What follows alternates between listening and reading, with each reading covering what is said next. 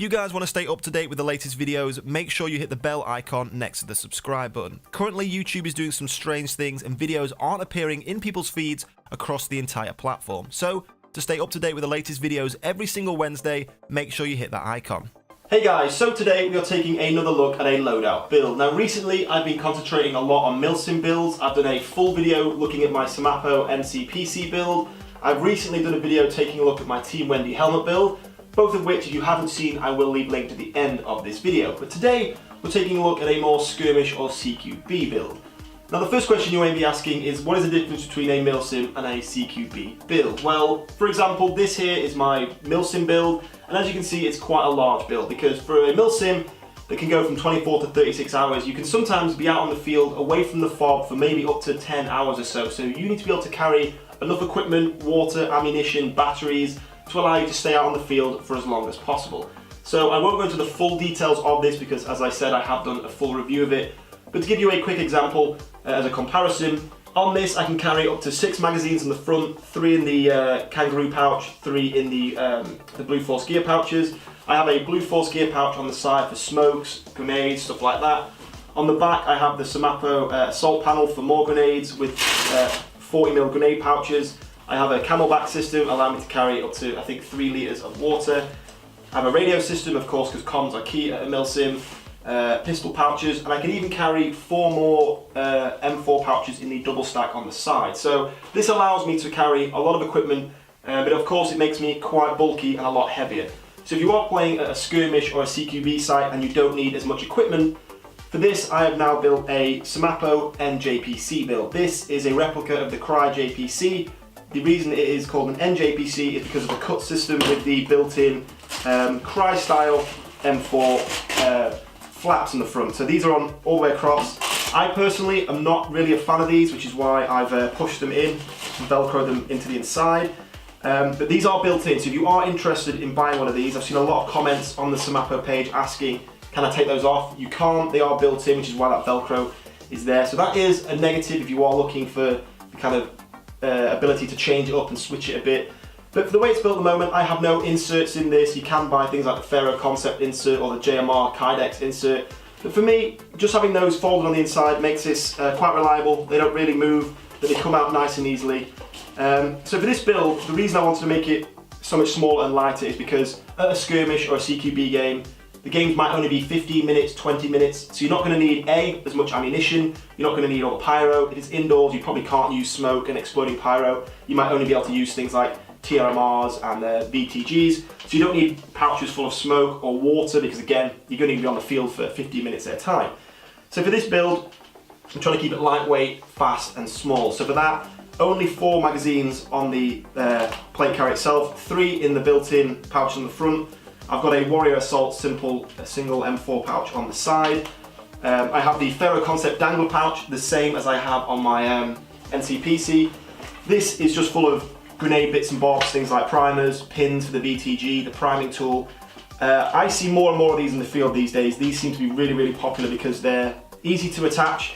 Any Cry style plate carrier or even the Warrior DCS that has the Velcro cummerbund system on the inside allows you to simply Velcro that to the front and away you go. So easy to apply and it's very, very versatile. You can kind of get to it very easily and great to use. So I always recommend one of them on any kind of plate carrier build. And on the side, I have got the Mile Gear Kydex double M&P pistol pouches. Now these were provided to me by the guys at Mile Gear. They also created some grenade pouches for me that I'm going to go through soon. And I've spoken about these guys before because they also made my Kydex M&P pistol holster. Now, the reason I put this on this build compared to just the kind of Warrior pistol pouches on here is again, they're streamlined, then they're very small so they don't block too much of your side, and of course they are lightweight. Now on the rear of this, currently I have nothing. I'm thinking about either running a GMR style mini-map or a Ferro Concept assault panel that allows me to have 3 magazines in the top or 3 smoke grenades. And it basically has another dangler size pouch at the bottom which can fit smokes, grenades, anything like that, even like your tourniquet if you have to have that in an event where you have to be medicked back in. So at the moment, as you can see, size-wise, I mean, you can just carry this with one hand. It's nice and lightweight. I have got, this is a medium size, same as this. I have got the PTS plates in there. It doesn't come with any type of plate, exactly the same as the NCPC. So I got these from JD Airsoft. They're only £20 there actually, which is the cheapest I've seen them in the UK. And they're great replica plates. They're just the medium style insert. You get a front one and the back one for £20, and it gives the plate carrier, especially something like a JPC, which has not got much rigidity, it gives it the shape it needs. So while something like a CPC or an NCPC, you can run it without plates and get away with it, this you really can't. It not only has no shape, it just looks a bit rubbish as well. So if you are getting something like this, I highly recommend looking at JD Airsoft. They have them, as I said, the cheapest in the UK by quite a margin actually. £20 for a front and back plate is a good price. Now moving on from the actual plate carrier itself, with this, I'll actually run this belt with the Milsim kind of NCPC build and the Skirmish NJPC build. It's my blast belt. Again, this is made by the guys at SEMAPO. I have covered this before, but I have my Kydex Mile Gear M&P holster. This was custom built for the M&P with the X300 torch, the Surefire build. Dump pouch on the rear, another M4 pouch, so when I'm running this with this, I can run up to 5 mags at once, which for a 15-minute, 20-minute skirmish game is more than enough. And on the side, I have, again, this is a new product by Mile Gear. This is their Kydex TRMR holster, which I've not run these in the field yet, but myself and my teammates have done some kind of tabletop tests with them, and so far, they're very impressive. At the market at the moment, you've basically got the choice of just 40mm grenade pouches to hold TRMRs because they're 40mm dimension. These are a simple bit of Kydex wrapped around nice and tight with a base plate and a top cover, which allows you to get them in nice and easily, and they're not going to go anywhere, as you can see upside down there. You know, they're not going anywhere at all, but to get them out you can just grab them and out they come. So you can get them out in a hurry, you can put them away in a hurry, but they're not going to fall out on you, because at 2 events now I've lost this purple one and been lucky enough to get them back, but I know some people haven't been as lucky and they can go missing. So if you are looking for something to hold your tremor, these are only €22 each as well, which is, you know, a real good bargain for this kind of stuff.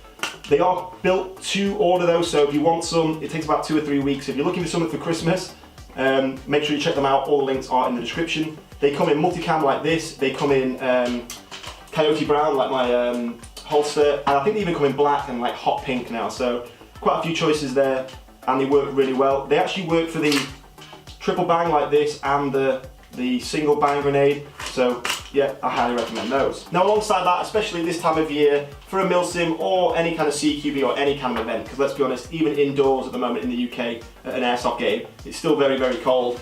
I am running the SEMAPO Windbreaker. Now this has just come out on the market. Again, it'll all be linked in the description below. This isn't waterproof. That's the first question I've been asked about a lot. This is just a windbreaker, so just keeps a chill off you.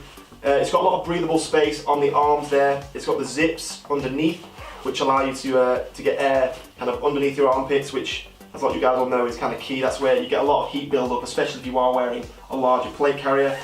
It has a hood, but the hood is literally just velcroed on like that, so there are gaps in the back. So it will keep the rain off you a little bit, but it isn't waterproof. If you go out in a thunderstorm, you are going to get wet with this on. But that velcro's on nice and quick. And it looks very cool. I do like the stretch material on the arms, on the back, very similar to the Gen 2 trousers above the knees. Very, very lightweight. And what is good is, we're going to test this now actually, this is so small and light that I think, I'm making a kind of test as we go along here, I think something like this, you could just fit, yeah, it's so small. I mean, that's a grenade pouch, kind of multi-grenade use pouch on the back of my assault panel there. That jacket goes in there, no problem. Easy peasy. So if you're out on the field and you're playing in the UK at least or something like that and it's dry, but the next minute it can suddenly get a bit cold and a bit chilly, or start to rain a little bit, you can just get that out. So yeah, really good jacket, highly recommend it. It is on the SEMAPO website, and I will link all of that in the description below. So I hope you guys have enjoyed this little review of my CQB loadout compared to my Milsim loadout. If you have, don't forget to leave a like down below and leave any other questions. And also, if you want to keep up to date with all my videos, make sure you hit the little bell next to the subscribe button. Recently, YouTube has been doing some very bizarre things where people aren't seeing people's videos, people aren't even subscribed anymore when they didn't realise it. So if you want to keep up to date with all my content, on your subscription you'll see it says subscribe, and there's a little tiny bell. Make sure you hit that and you'll be notified when all my videos go live, which is normally 6 PM UK time every Wednesday. But anyway guys, I hope you did enjoy the video. In the meantime, thank you for watching. and I'll see you soon. Go.